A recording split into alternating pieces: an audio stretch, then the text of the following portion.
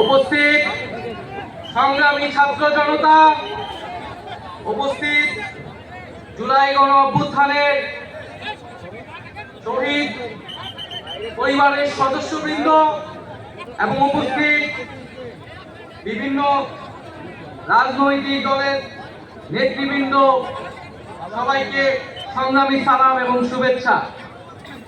আজকে ঐতিহাসিক মুহূর্তে আমরা অবস্থান করছি এখানে, এবং আজকে এই অবস্থান থেকে আমরা আমাদের যে নতুন রাজনৈতিক দল জাতীয় নাগরিক পার্টির ঘোষণা করেছি।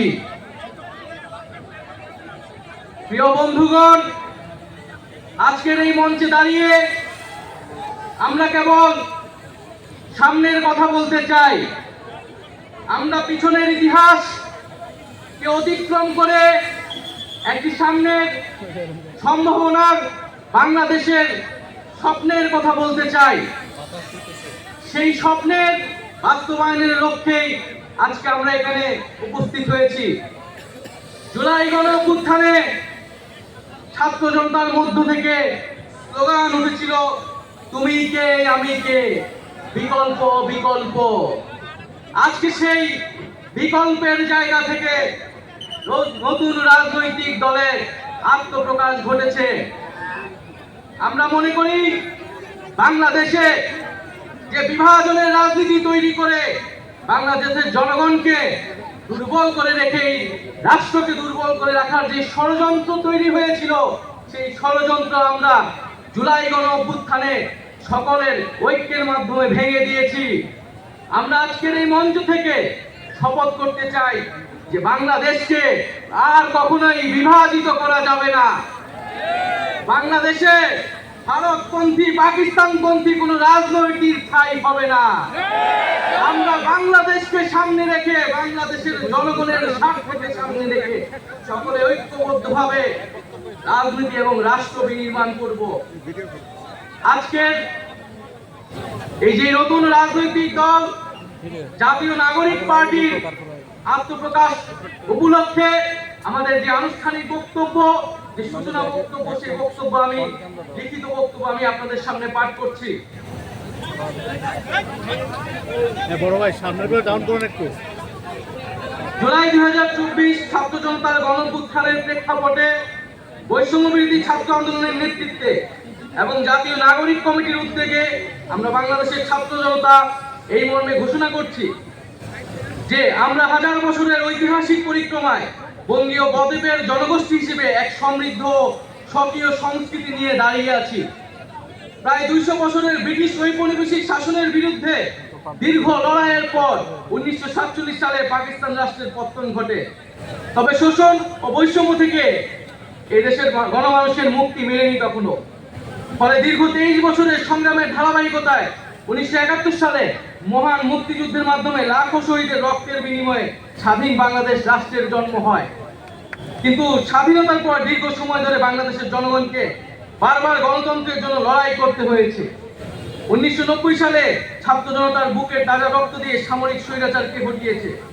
তথাপি স্বাধীনতার 5 দশক পেরিয়েও আমরা গণতন্ত্র, সাম্য, মানবিক মর্যাদা ও সামাজিক ন্যায় বিচার নিশ্চিত করে এমন একটি রাজনৈতিক বন্দোবস্ত তৈরি করতে পারিনি। বরং বিগত 15 বছর দেশে একটি নিষ্ঠুর ফ্যাসিবাদী শাসন ব্যবস্থা কায়েম হয়েছিল, যেখানে রাষ্ট্রীয় প্রতিষ্ঠানগুলোকে ক্ষমতাসীন দলের স্বার্থে বেপরোয়া ব্যবহার করে গণতন্ত্রকে ধ্বংস করা হয়েছে। বিরোধী মতের কণ্ঠরোধ, গুম, বিচার বহির্ভূত হত্যাকাণ্ড, সর্বগ্রাসী দুর্নীতি ও অর্থ পাচারকে একটি রাষ্ট্রীয় সংস্কৃতিতে পরিণত করা হয়েছিল।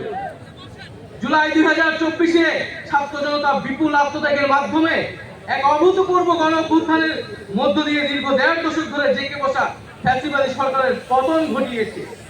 কিন্তু আমাদেরকে স্মরণ রাখতে হবে, হাজারো শহীদদের আত্মত্যাগের বিনিময়ে অর্জিত এই নতুন স্বাধীনতা কেবল একটি সরকার পতন করে আরেকটি সরকার বসানোর জন্যই ঘটেনি।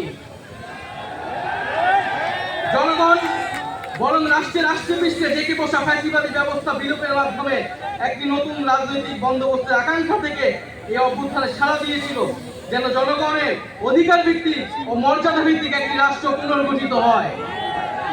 সেই লক্ষ্য নিয়ে আমরা জাতীয় নাগরিক পার্টি এনসিপি প্রতিষ্ঠার ঘোষণা দিচ্ছি। এটি হবে একটি গণতান্ত্রিক, সমতা ভিত্তিক ও জনগণের প্রতিনিধিত্বকারী রাজনৈতিক দল। আমরা মনে করি জুলাই 2024 ছাত্র জনতার অভ্যুত্থান আমাদের সেকেন্ড রিপাবলিক প্রতিষ্ঠার লড়াই সূচনা করেছে। একটি গণতান্ত্রিক নতুন সংবিধান প্রণয়নের মাধ্যমে আমাদেরকে সাংবিধানিক স্বৈরতন্ত্র পুনঃপ্রতিষ্ঠার সকল সম্ভাবনার অবসান ঘটাতে হবে।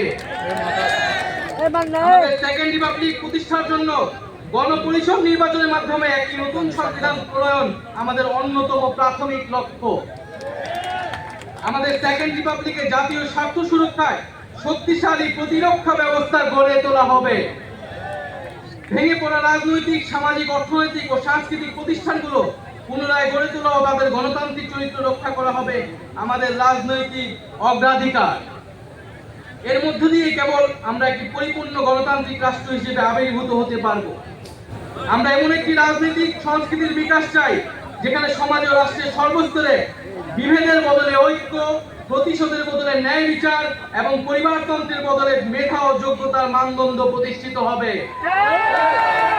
আমাদের রাজনীতিতে দুর্নীতি ও স্বজনপ্রীতির কোনো স্থান হবে না।